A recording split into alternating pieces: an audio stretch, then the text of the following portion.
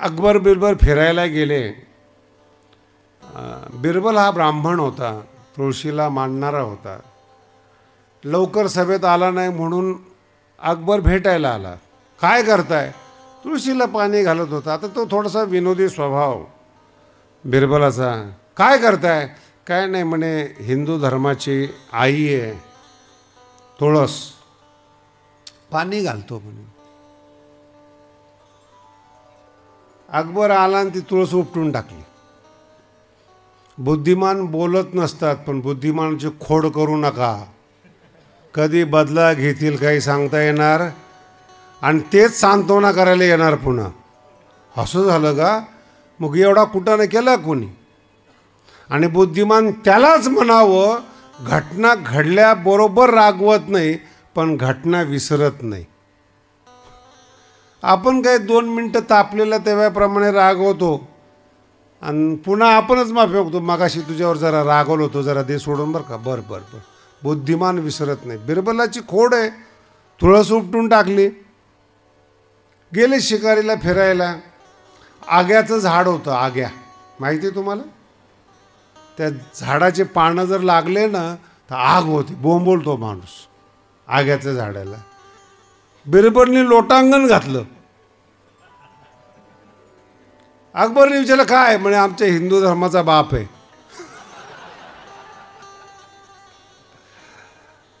त्याला वाटलं सकाळी आई उपटली,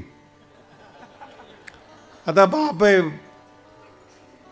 बाया वगैरे मागे सरल्या. अकबरने हात घालायला गेला. ते प्रकाश आहे तो पाठीमागं पाहिजेत.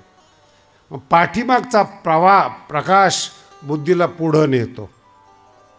म्हणून ज्ञानाचे नि प्रकाशे परतत्वी बुद्धी न पैसे. तुम्ही न काढून टाकला. ज्ञानाच्या प्रकाशामध्ये बुद्धीने परतत्वात प्रवेश केला पाहिजे. तो साधक असतो, तो जीवनदार असतो. न का काढला? पहिल्यांदा काय आहे याचा अर्थ कळला पाहिजेत, आणि काय नाही त्यावेळेस न टाकला पाहिजेत.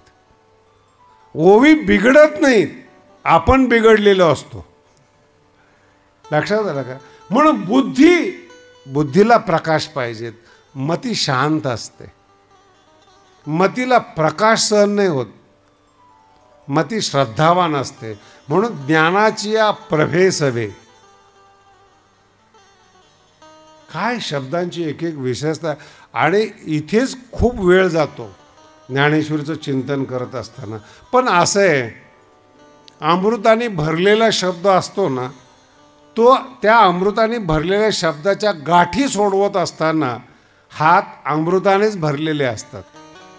आतमध्येही अमृतच असतं, आणि गाठ उकळल्यानंतरही अमृत असतं. त्याच्यामुळं गाठ नाही सुटली तरी अमृताला स्पर्श आहे, सुटली तरी अमृताला स्पर्श आहेत. आतमध्येही अमृत आहे.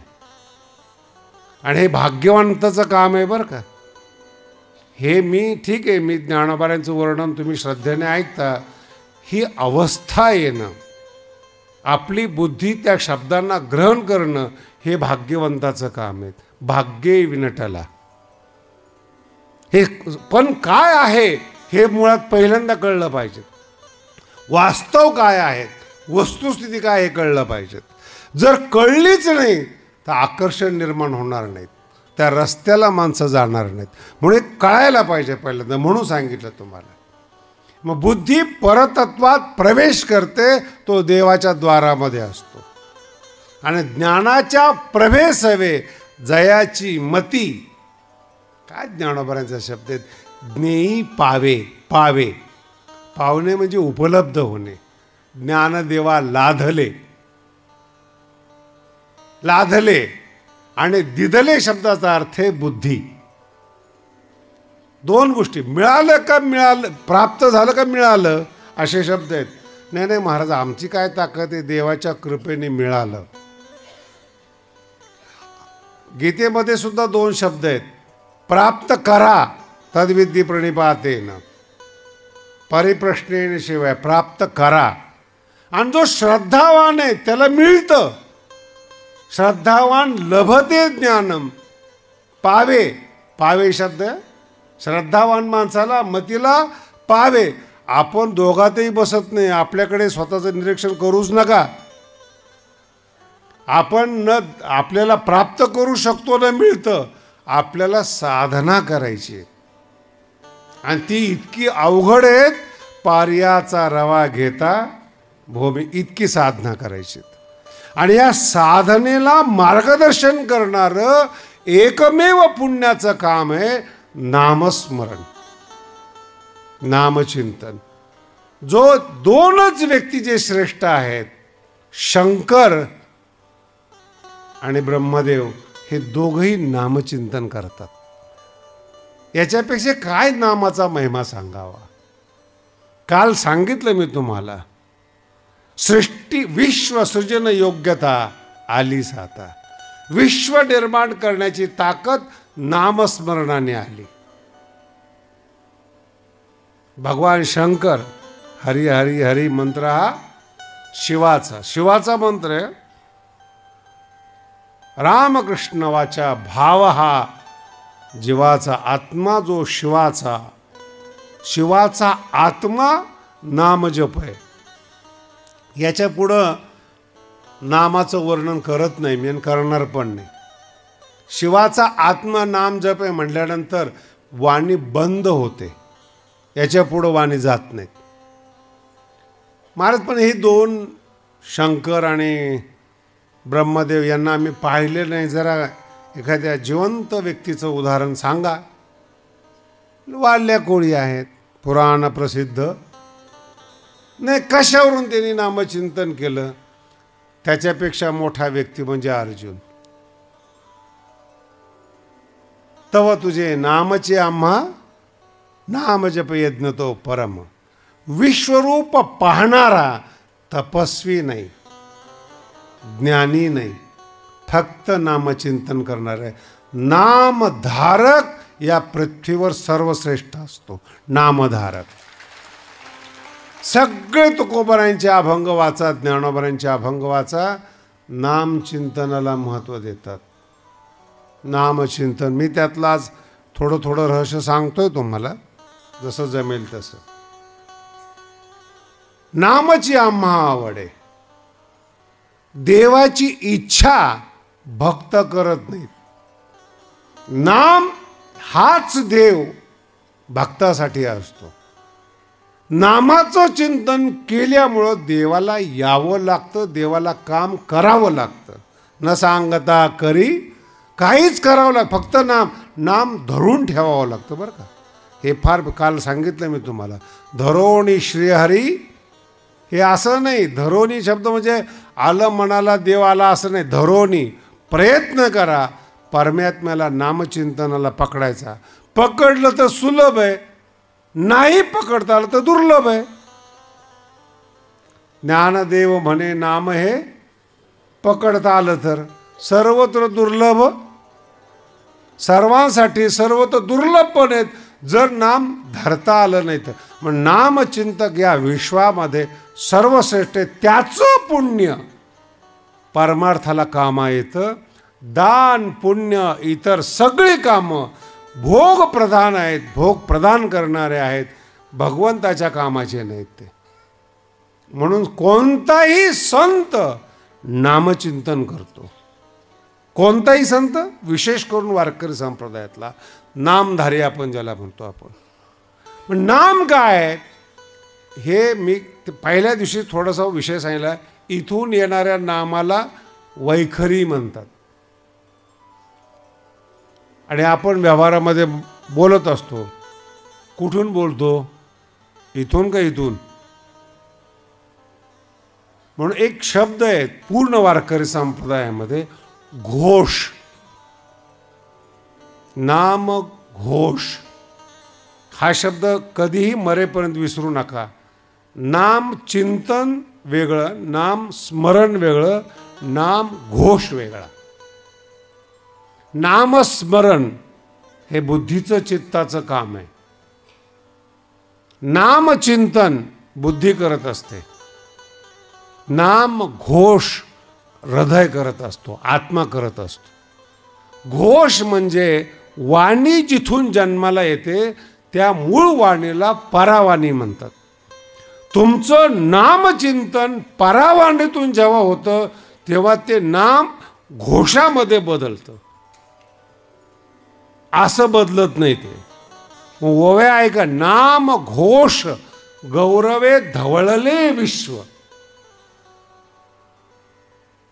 परावाणीतून केलेलं नामस्मरण तेच परमार्थाला कारणीभूत आहे.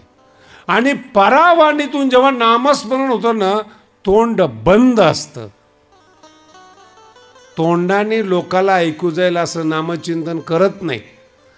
आणि जर करत असेल तर ज्ञानोबांनी त्याला बकाची उपमा दिलेली. बगळा पांढरा शुभ्र असतो, त्याला शेंडी असते. त्याचा भाव काय असतो? सापडतंय का मासा? एका पायावर उभा असतो, तपस्वी असतो. बगळा म्हणजे काही साधी गोष्ट नाही.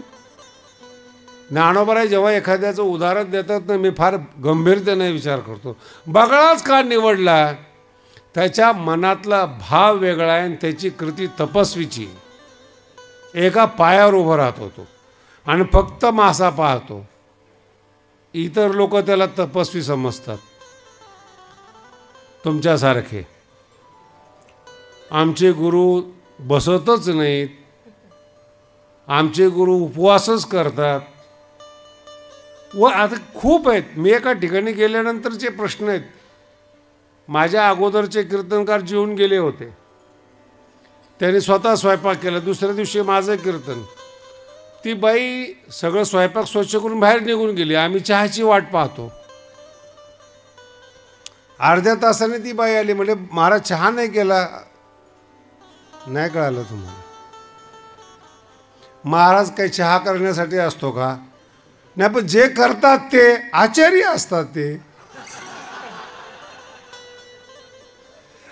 मी त्या बाईला म्हटलं, बाई तू का नाही केला? ते म्हणे कालचे महाराज आले होते, तेच त्यांनी त्यांच्या हाताने केला. स्वयंपाक पण केला.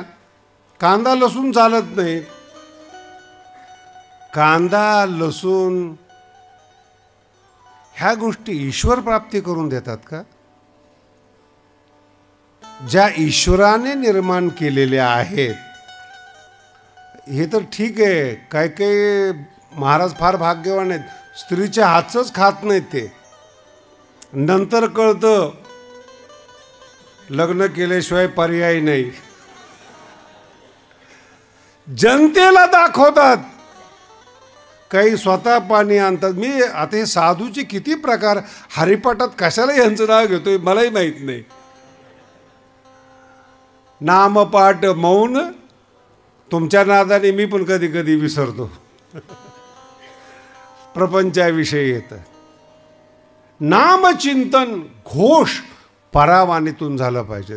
म्हणून तुकोबरायचे अभंग आणि ज्ञानोबरांचे अभंग गंभीरतेने केवळ नामचिंतन नाही. हरिबुद्धी जपे शब्दाचा अर्थ आहे परावाणीतून जपणारा मोठा असतो. चतुर्भुज होतो. पाविजे उत्तम समाधी संजीवन असतं. ज्ञान चालत येतं त्याला. हे वैशिष्ट्य आहे त्याचं परावाणीतून. मग सदा नाम घोष करू हरी. केवळ हरिकथा नाही आहेत. सदा 1-2 दिवस एकादशी आली, दशमी आली, शिवरात्र आली नाही. सदा नाम घोष. आणि हा घोष अख्ख्या वारकरी संप्रदायाला माहीत नाही. नाचून नाचून हरिपाठाला वेगळं वळण देऊन टाकलं लोकांनी. काही काही ठिकाणी मी बघितलं हरिपाठाला जेवढे लोक असतात तेवढे कीर्तनाला नसतात. सगळी तरुण पिढी कुठे दिसेल तुम्हाला? नाही कळालं. जेवढं कळालं तेवढं भरपूर आहे. का? हरिपाठाला. हरिपाठ म्हणून सदा नाम घोष. ज्ञानेश्वरीतला शब्द आहेत. ऐसे नाम घोष गौरवे धवळले विश्व. नाम घोष. ते एखादीने वैकुंठा जावे, ते तीही वैकुंठची केले आगवे. हेच शब्द हरिपाठामध्ये सर्वत्र वैकुंठ केले असे. काही एखाद्याने वैकुंठा जावे, काय ज्ञानोबरांचा शब्द, काही एखाद्याने वैकुंठा जावे, ते ती वैकुंठची केले आगवे. मग दुसरं काही पारावाणीतून जर नाम घेता नाही आलं, नाम घोष करता नाही आला, तर मग ज्ञानोबरांची भाषा बदलते. करता नाही आला तर या जगात नामापरते तत्व नाही. पोराची भाषा आहे, नामापरते तत्व नाही रे, हे विसरू नका. नाही आम्हाला नाही आवडत, अनेक पंथा वाया जासी. नाही, पंथच वायाला गेले, पंथातले तर सोडूनच द्या. किती पंथ निर्माण झाले भारतामध्ये, काही टिकले, काही टिकवले, काही मार्केटिंगने टिकले, काही कसे त्यांचं नशीब. अनेक पंथा. अरे तुला उद्धार करायचा आहे. पुन्हा टप्पा सांगतो तुम्हाला, तुम्ही गर्दीत संख्या वाढवू नका तुमची. इतके लोक प्रवचनाला होते, इतके लाख होते, इतके लाख. ही प्रवचन करायची समस्या नाहीत. अहो प्रवचनाला लोक लाख लाख जमतात, काय नवलेत. सभेला जमतात नेत्याच्या. मग नेता आणि प्रवचनकार एकच धरायचा का आपण? काही फरक दोघांमध्ये? दोघांचंही बोलणं ऐकायला लाखो लोक जमतात. अजून कल्याण कुणाचं झालं नाही. कल्याणाची भाषा करणारे मुंबईला, आपण इकडं दोघाच्या मध्ये कल्याण.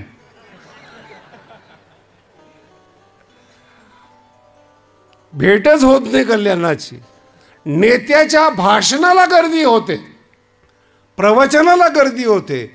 गर्दी हे संताचं स्वरूप नाही, संतांची योग्यता नाही, संत तपासण्याची क्षमता नाही. लक्षात ठेवा, संत नीट बोलत नाही, कारण की तो आत्माराम असतो, आत रमलेला. आत्मने एव आत्मना तुष्टः, हा शब्द विसरू नका. जो स्वतःमध्ये प्रसन्न आहे, ज्याला प्रसन्नतेसाठी या भौतिक जगातल्या कुठल्याही वस्तू आकर्षित करत नाहीत. ज्ञानोबरांचा अर्थ सांगतो बरं का. अमृताचा काय शब्द ज्ञानोबरांचे एक एक. ज्याच्या पोटातून अमृताचा झरा प्रसवतो, त्याला भूक लागेल का हो? ज्ञानोबराय विचारतात. अमृताचा निर्झरू प्रसवे जयाचा जठरू, तया क्षुधा तृषेचा अडदरू किवी होय. आतून अमृत आहे. तसं आत्मने एव आत्मना तुष्टः, आपल्या आपल्या ज्ञानात स्वतः समाधानी आहेत. बाहेरच्या वस्तूला काय करावं नाही कळालं. हे पुरुषाची भाषा आहे. अजून एक टप्पा आहे, संत विषय सेवन करतात का नाही. बऱ्याच लोकांना समस्या आहे ती. ज्ञानोबारांनी एक ओवी दिलेली, सूर्यामध्ये जे कमळ विकसतं त्याला कमळ म्हणतात, चंद्र आल्यानंतर जे कमळ विकसतं त्याला कुमुद म्हणतात. कुमुद आणि कमळ या दोघातला फरक, कमळच असतात दोघंही. एक सूर्याला मानत नाहीत, चंद्राशिवाय विकसित होत नाही. ज्ञानोबरांचे शब्द पहा, कमळ घेतलेलं नाही, कुमुद. आणि अमृत चंद्रामध्ये असतं. जेवढे आयुर्वेदाचार्य आहेत ना, तेवढे सगळे पुट देत असतात. पुट, शतपुटी, सहस्रपुटी असे शब्द आहेत आयुर्वेदामध्ये.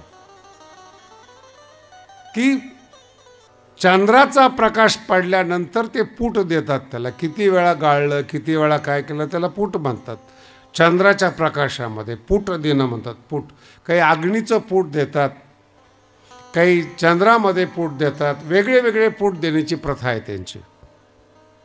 तितक्या वेळा 100 वेळा, शतधौ तूप घृत म्हणतात त्याला. 100 वेळा पाण्यातून धुणं ते शतधौत तूप असतं ते.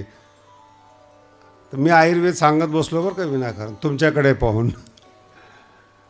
शतपुटी सहस्रपुटी हे नाव आहे. तसं कुमुद चंद्राच्या, चंद्र का चंद्रामृत असा शब्द आहे. काय शब्द? चंद्र. सूर्यामृत नाही म्हणत, तो आगेचा गोळा येतो, अग्नी येतो, आणि अग्नी असल्यामुळं त्याचा विषयच येत नाही. चंद्रामृत. मग चंद्रामृत रात्रीच्याला असतं. कधी सेवन करायचं ज्ञानोबा फार सुंदर सांगतात. सांगे कुमुद दळाचे नि ताटे.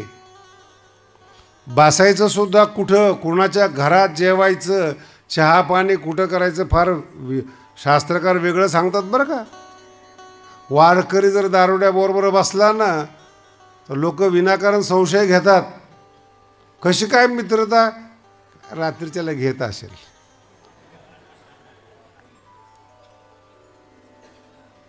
बाटली दारूची आहे आणि आतमध्ये दूध असलं तरी लोकाला दारूच वाटते. याचं नाव आहे संगती. म्हणून संगत करत असताना नामसंकीर्तन वैष्णवाची. जोडी कुणाची पाहिजेत? भजन करताना दारुड्याची संगत माऊली मान्य करत नाहीत. वैष्णवाची संगत पाहिजे. संताचे संगती, साधूचे संगती, सगळे डोक्यात आणा सगळं. जो साधू बसताना देखील कुमुद दळ शब्द आहे. सांगे कुमुद दळाचे नि ताटे. कुमुदाच्या शेजारी उभा आहे आणि जेवत असताना चंद्राचं अमृत जे कुमुदावर पडतं, त्या कुमुदावर जमिनीला स्पर्श न झालेलं कुमुद दळावर पडलेलं अमृत सेवन करतो. ज्ञानोबा म्हणतात तो चकोर. वाळवंटातले वाळूचे कण वेचत नसतो. सांगे कुमुद दळाचे नि ताटे. जो जेवीला चंद्र किरणे चोखटे, तो चकोरे काही वाळवंटे चुंबित असे. वाळवंटे जिथं काहीच नाहीत. संसार कितीही करा, धन्यवाद सुद्धा कोणी देत नाही. तो थँक्यू आत्ताच्या भाषेमध्ये थँक्स कुणा कोणी म्हणत नाही. म्हणले तर आपल्यावर आभार वाटतात. थँक्यू म्हटलं होतो ना तुम्हाला, काही उपकार केला का काय कोणाला माहिती. सांगे ही परमार्थ आहेत, हा हरिपाठ आहेत आणि हे संत जीवन आहेत.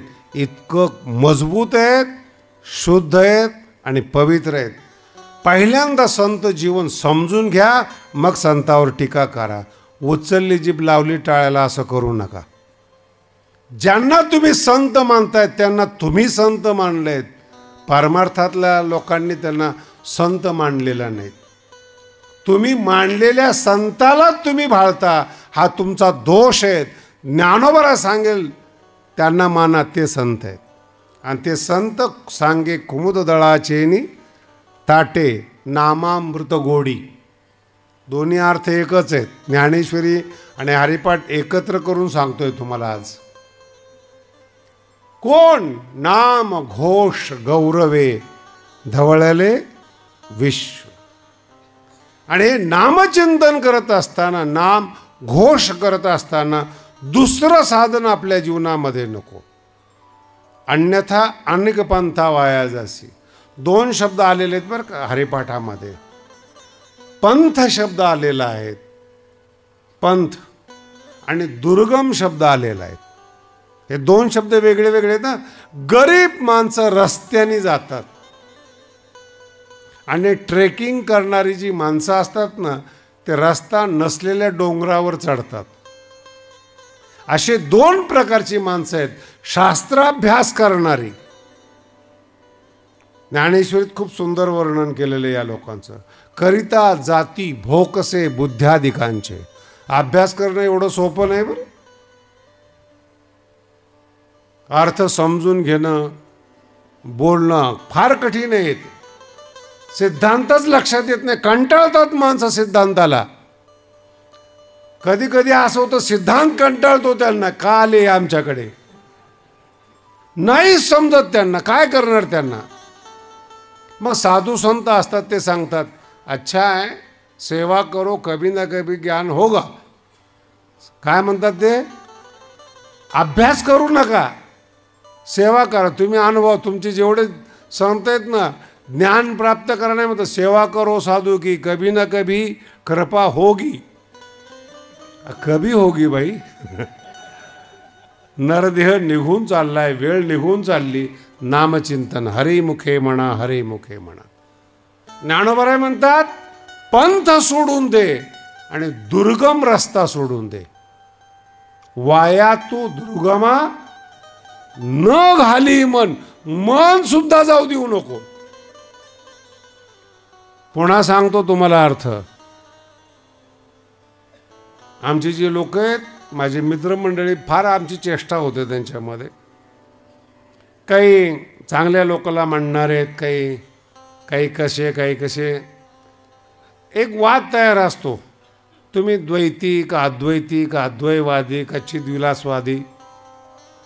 आता हे शब्द तुमच्या डोक्यावरून फिरून गेले, हे फार चांगलं झालं.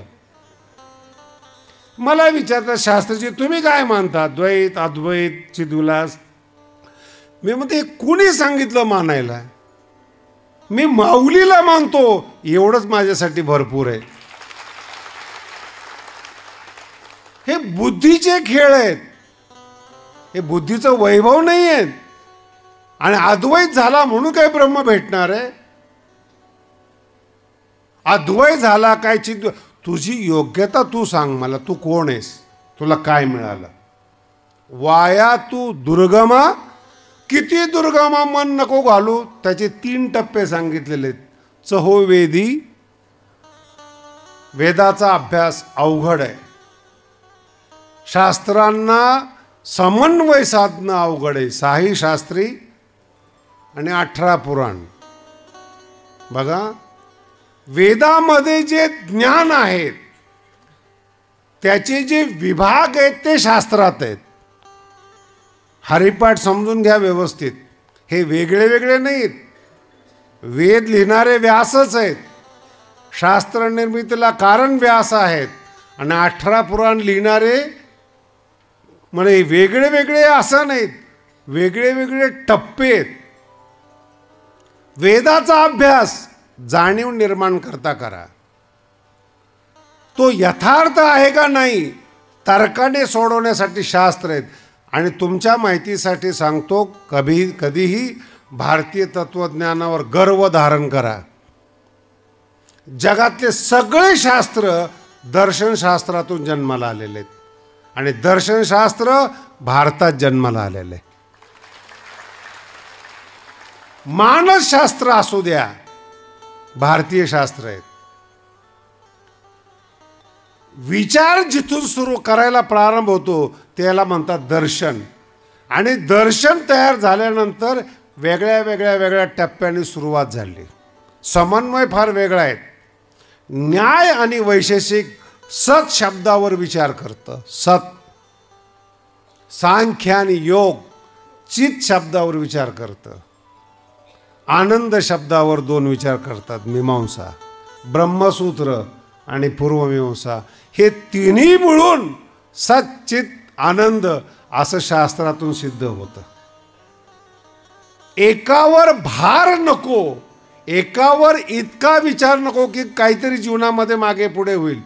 म्हणून सतचा अभ्यास करायचा असेल तर न्यायशास्त्र आहे, चितचा अभ्यास करायचा असेल तर सांख्यशास्त्र आहे, आनंदाचा अभ्यास करायचा असेल तर वेदांत शास्त्र आहेत. हे 3 वेगळे वेगळे नाहीत, एकाच ब्रह्माचे अवयव आहेत, वेगळ्या वेगळ्या विषयावर वर्णन केलेले आहेत त्यांनी. म्हणून 6 शास्त्री तो परमात्मा कारण आहे. 6 शास्त्री तो परमात्मा कारण आहेत. आणि लोकांना कळत नाही शास्त्र, त्याच परमात्म्याचं कथारूपाने, चमत्कार रूपाने 18 पुराणात तो हरी सांगितलेला आहे. पण तू काय कर, नवनीत ज्याप्रमाणे दह्यातून नवनीत जसं वर येतं, लहान असतं ना, दही मोठं असतं, विस्तार असतो दह्याचा, घुसळल्यानंतर नवनीत येतं. नवनीत दह्याचं सार आहे. तसं या शास्त्रांचं, वेदांचं, 18 पुराणाचं सार एक हरी आत्मा जीवशिव, ते सार घे. काय शब्द आहेत ते? सार घे. आणि जसं ताक सोडून देतात, वाया, व्यर्थ आणि कथा, एक कथा प्रत्येक पुराणात वेगळ्या वेगळ्या पद्धतीने येते. भागवतात वेगळी, विष्णू पुराणात वेगळी. आणि काय काय लोकांच्या मेंदूमध्ये एवढं फिट बसलेलं असतं की ती शंका घेऊन येतात, इथे असं आहे, तिथे असं आहेत. तुळशीदास रामायणामध्ये वेगळे आहेत. आई बदललेली बरं का तुळशीदास रामायणामध्ये. भरत आणि शत्रुघ्न, कुठं कैकेयीला 2 मुलं आहेत, कुठं सुमित्रेला 2 मुलं आहेत. आणि सगळा भारत परेशान आहेत. आम्हाला काय काय विचारतात, वाया व्यर्थ कथा सांडी. का? त्यांना काय सुचवायचे तेवढं घे. मंथुनी नवनीता तैसे घे अनंता. वाया व्यर्थ कथा, वाया तू दुर्गमा, कठीणमध्ये प्रवेश करू नाही. प्रवेश केला तर लिंक खूप सुंदर आहे बरं का हरिपाठाची. कठीण कठीण कोण आहे जगामध्ये? योग कठीण आहे.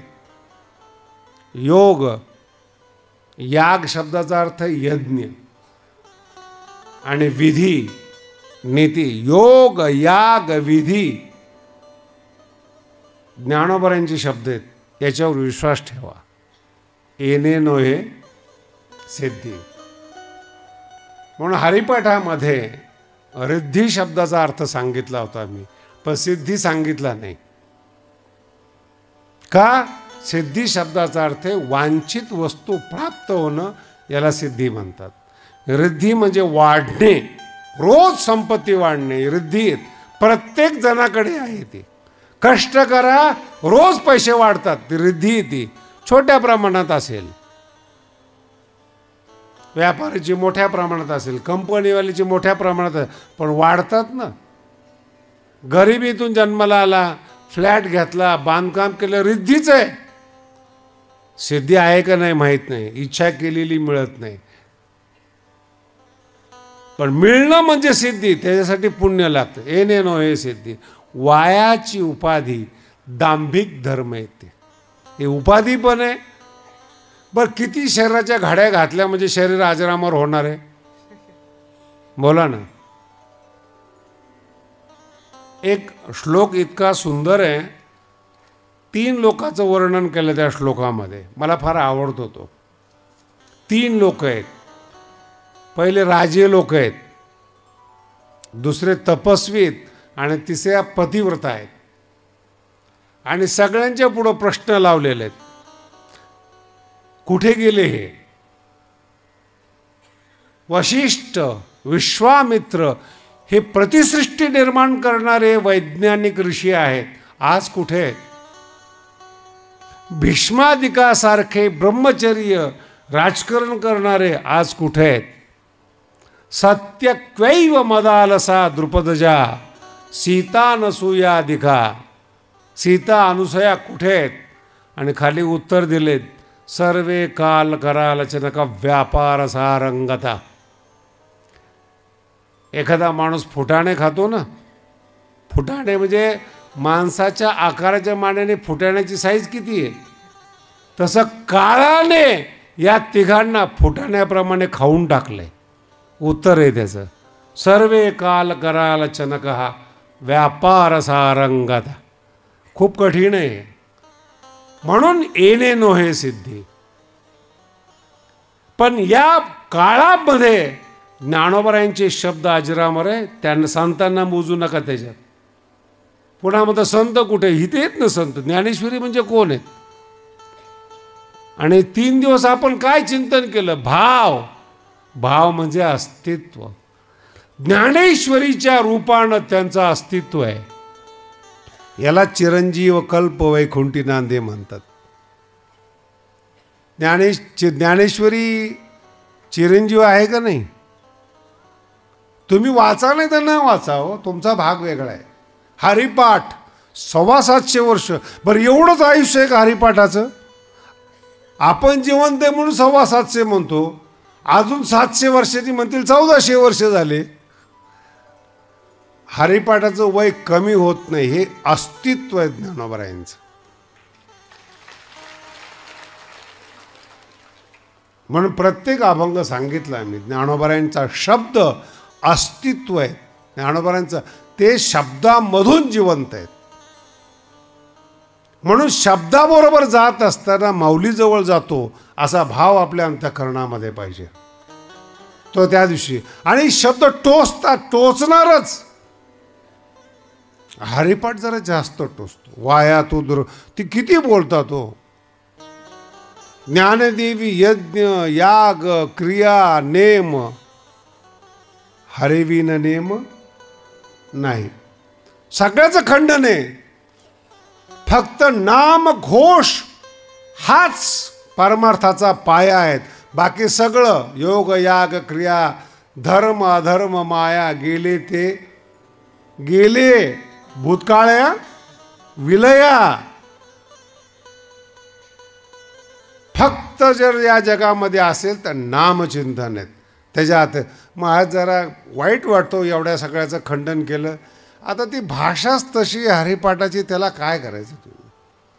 हरिपाठ गोड बोलत नाही, फक्त मारलेलं कळत नाही. संवेदनशील अंतःकरण पाहिजेत.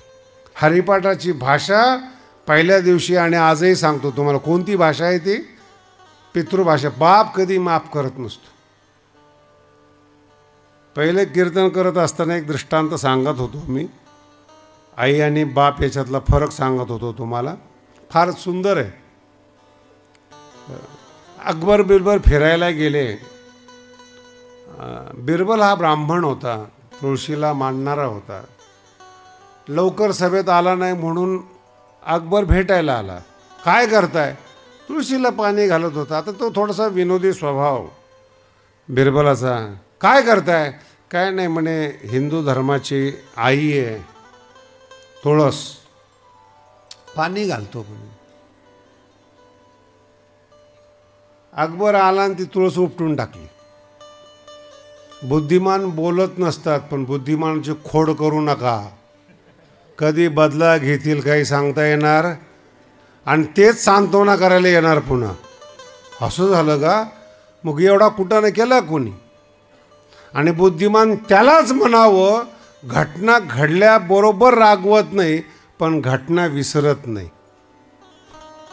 आपण काय 2 मिनटं तापलेला तेव्हाप्रमाणे रागवतो आणि पुन्हा आपणच माफी मागतो. मगाशी तुझ्यावर जरा रागवलो होतो, जरा दे सोडून बरं का. बरं बरं बरं.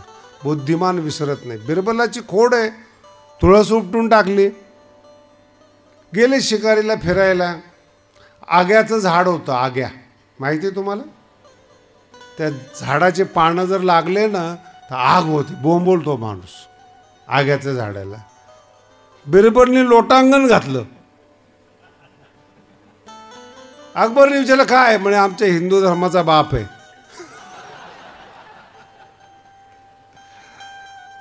ते त्याला वाटलं सकाळी आई उपटली, आता बाप आहे.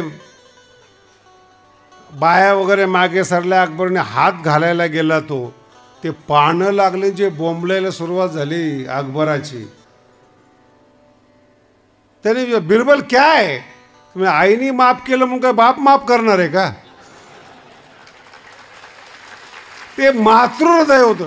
आणि दुर्भाग्य पहा, आग्याची जर आग होत असेल ना तर तुळशीच्या पाल्याचा रस लावावा लागतो. मग आता ते म्हणे बापाने मारल्यानंतर पोरगं आईकडे जातं. सकाळी जी उपटलेली तुळस आहे तिच्याकडंच.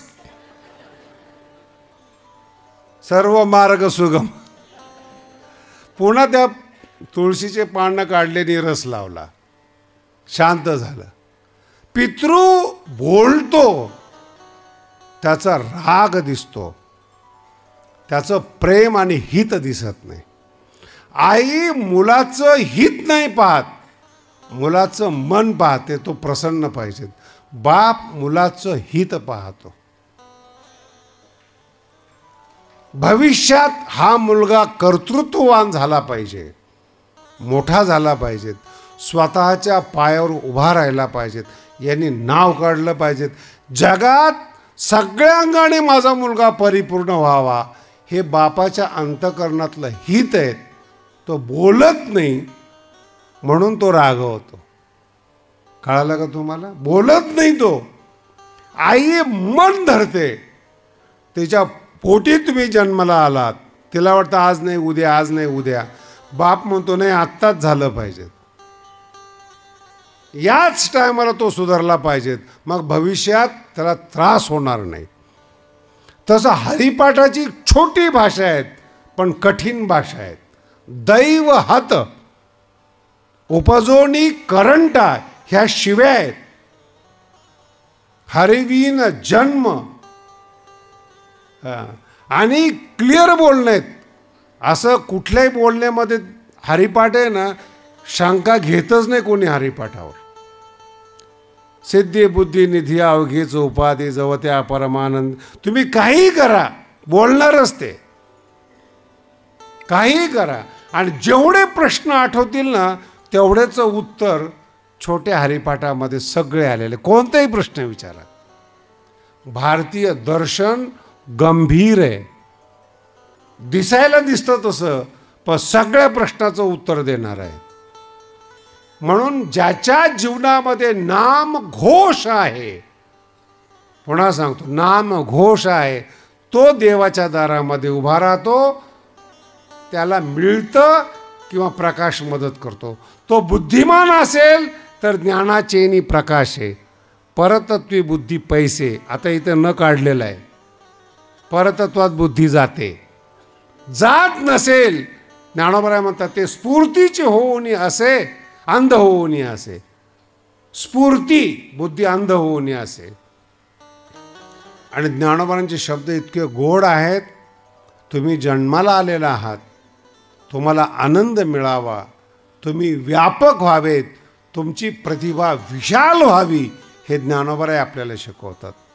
जयाचे मती ज्ञी पावे प्रसाद ज्ञानाच्या प्रभेसवे. आणि जर हे दोन घडत नसेल ना, तिथंच एक ओवी आहे. ज्ञान जे तुले वस्तू दावी, ते तुले वस्तू आघवी, ते देखे ऐसी व्हावी बुद्धी चोख. नसेल कळत तर इथून गेल्यानंतर पुन्हा या 15व्या बरोबर झोंबा. प्रत्येक शब्दाला आपलंसं करा. प्रत्येक शब्दाला विचारा तुझा अर्थ काय. ज्ञेय जेवढं ज्ञेय व्यापक आहेत तेवढी त्याची बुद्धी व्यापक झाली पाहिजे. जेवढं परब्रह्म व्यापक आहेत तेवढी बुद्धी व्यापक झाली पाहिजेत. त्यालाच तुका आकाशा एवढा म्हणतात. यालाच मोठं म्हणतात, यालाच श्रेष्ठ म्हणतात.